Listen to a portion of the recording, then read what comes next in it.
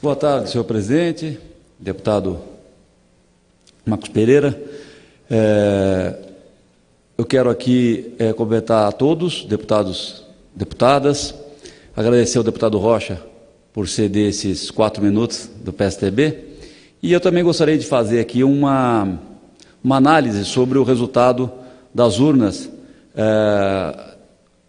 que saímos agora no último domingo.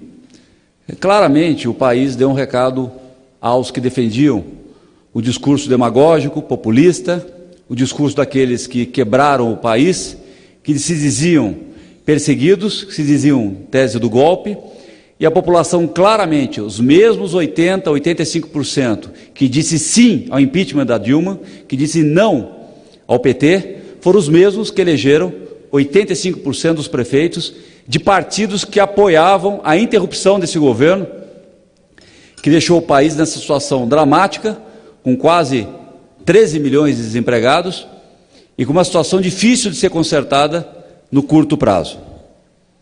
No nosso estado, o estado de São Paulo, entre 645 cidades, o PT, que outrora o grande partido que liderou essa decomposição do Estado brasileiro, fez somente 8 prefeituras, 8 em 645, ou seja, no estado berço do PT, onde nasceu o PT, onde nasceu Lula, politicamente São Bernardo, perderam com a vitória do PSDB acachapante. Toda a grande São Paulo, onde o PT tinha um grande histórico de dominação, acabaram perdendo. Na minha região, Vale do Paraíba Paulista, Serra da Mantiqueira e Litoral Norte, entre as 39 prefeituras, o PT perdeu todos aqueles partidos que sustentaram esse discurso de que interromper um governo corrupto e um governo que procedeu ilegalidades, que era um golpe, todos esses perderam a eleição. No nosso caso, fomos às ruas defender as nossas candidaturas, as candidaturas dos prefeitos aliados do PSDB e dos nossos coligados, e eles tiveram um resultado absolutamente vencedor, mostrando que esse discurso do golpe, esse discurso populista, demagogo, esse discurso que nega a corrupção que ocorreu ao longo desses anos, não foi aprovado pela população. Isso é importante que se registre, porque esse discurso, infelizmente, não vai terminar, né?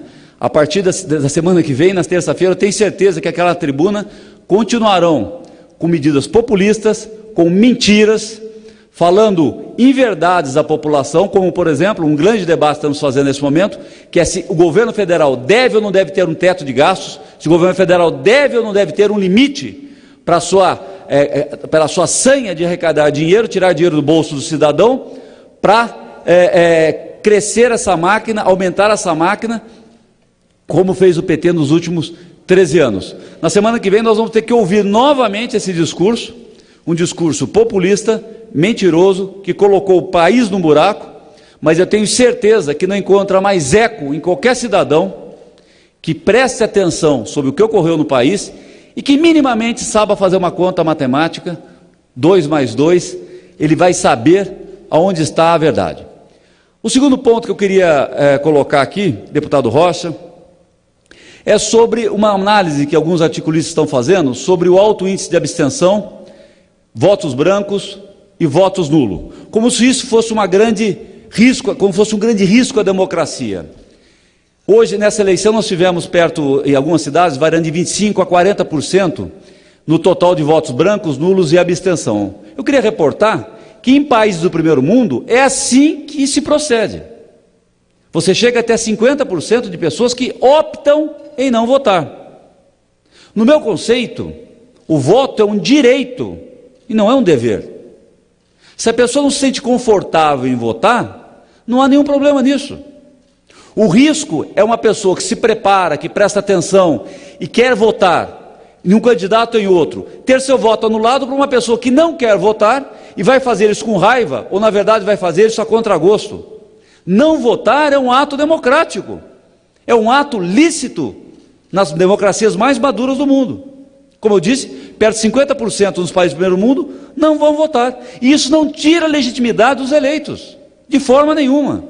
Pelo contrário, no meu entendimento, valoriza o voto daqueles que optaram legitimamente, procuraram se informar, procuraram participar do debate, acompanharam a eleição e fazem com que seu voto tenha um valor maior, porque ele não é neutralizado com o voto de uma pessoa que faz isso como obrigação. Aliás, o voto já nem é obrigatório no país. Com uma multa de perto de R$3, foi criada a máxima que hoje é mais barato você não ir votar, não pagar a passagem de ônibus, do que pagar a multa pela não votação. Então, na verdade, não devemos nos assustar, não. 40% de pessoas que não querem votar, o voto branco e nulo, faz parte do processo democrático e não interfere no resultado das eleições. Eu pergunto a alguém acha que o resultado ia mudar preponderantemente se essa massa fosse votar? É natural, se ela não quer participar, esses votos seriam distribuídos matematicamente entre as duas candidaturas ou entre as outras candidaturas, porque se esse bloco tivesse um lado, se tivesse convencido em votar alguém, teria feito isso. Teria feito a sua opção. O país está caminhando, como as democracias mais maduras, a ter o voto facultativo. O voto é um direito, não é um dever. A pessoa que não quer votar, ela legitimamente e conscientemente está abrindo mão para a decisão de um outro cidadão, provavelmente porque ela encare que outro cidadão está mais informado e por consequência ela não se sente prejudicada com isso, porque se ela se sentisse prejudicada com isso, ela teria ido votar, como fazem a maioria dos brasileiros. Eu quero deixar esse registro, porque acho que isso é um caminho sem volta. Algumas pessoas defendem o voto obrigatório, tem o meu respeito, mas ele é inexorável esse caminho. O país vai caminhar, nós estamos caminhando do mesmo modelo que as maiores democracias do mundo. O voto passa a ser um direito e não um dever. Senhor presidente, eu queria deixar esse registro, porque julgo importante, e dizer que os prefeitos eleitos, quer seja do meu partido, do PSDB, ou quer seja de qualquer outro partido, têm uma grande responsabilidade.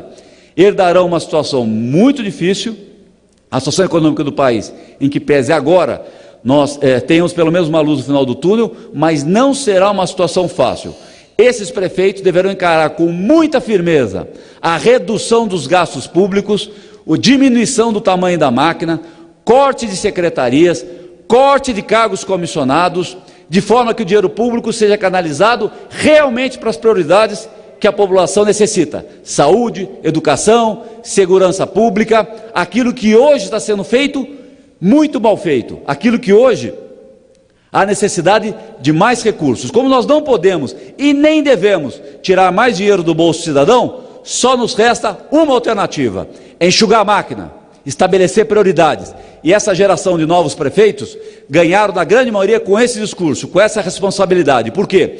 Não houve o novo versus o velho, não houve, basicamente o que houve foi uma discussão do discurso novo e não do político novo. Do discurso novo era do discurso velho, aquele discurso populista, demagogo, de que há dinheiro para tudo, de que há forma de ter todos os serviços públicos a contento, né? Num país que está em desenvolvimento, um país que é pobre ainda, no qual não podemos retirar do bolso das pessoas, aumentar a carga tributária. Só existe um caminho: é falar a verdade para elas. Eu espero que essa eleição tenha sido um marco na construção da nossa democracia. Vi muitos candidatos que tiveram a coragem de ir à televisão, de ir às rádios, defender seu pensamento de forma corajosa, e alguns dizerem: não, isso não dá voto, você vai perder voto, você não vai ganhar a eleição. Lembro aqui muito bem um colega nosso, deputado Nelson Marquesan, que nesse microfone foi o primeiro a ter coragem de falar das mazelas do PT, e muitos disseram: você não vai ganhar a eleição, porque você está falando coisas, você vai perder voto. E se mostrou que ele se mostrou que estava correto, o seu discurso estava correto, sintonizado com aquilo que a população espera de um político responsável e que almeja administrar uma cidade grande como Porto Alegre, como João Dória em São Paulo, como Felício Ramute na minha cidade de São José dos Campos. Falaram a verdade, tiveram palavras duras, não quiseram dourar a pílula e tiveram votação acachapante em São José dos Campos, 62-20 contra o PT. Ou seja, espero que esse discurso demagogo e populista esteja no final dos seus dias. É muito importante que a população esteja consciente. Aquele que promete tudo não vai poder cumprir. Aliás, aquele que promete tudo mente para você. E se ele mente quanto a isso, deve estar mentindo também em relação a outras coisas muito mais graves, porque não tem coragem de dizê-las. Senhor presidente, acho que estamos entrando numa nova etapa, acredito eu, a partir de agora. Não acho que vamos recuperar rapidamente. Agora, nesse momento, nós aqui na Câmara dos Deputados, o senhor no Acre, que faz um trabalho fantástico, um trabalho combativo no Acre, o que nós precisamos é centrar no emprego. É isso que nesse momento os prefeitos eleitos, a Câmara dos Deputados e a classe política devem centrar. Existem mais de 12 milhões de desempregados, culpa desse modelo equivocado, corrupto do PT, e cabe à nossa geração consertar isso. Vamos diminuir o tamanho do governo, vamos tornar ele mais eficiente para que sobre mais dinheiro no bolso das pessoas e o emprego possa voltar. Obrigado, senhor presidente. Obrigado a todos.